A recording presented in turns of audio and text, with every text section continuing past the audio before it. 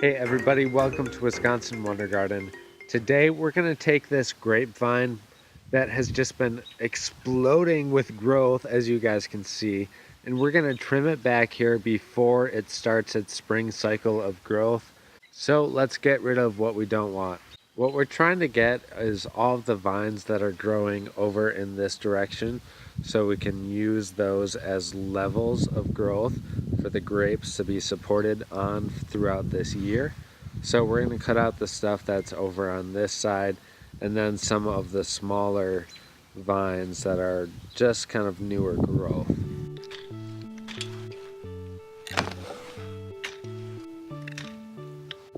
So now we've trimmed it up and we have it going across top right here. Then we have another section coming along about 2.5 feet below that.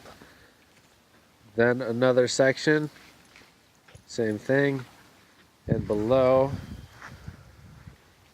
off the base, it's split, and then that's forming the bottom row here.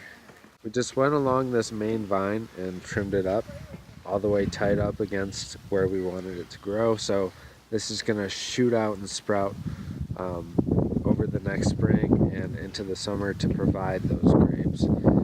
And so the key to this is just to understand where you're trying to get the plant to grow and form.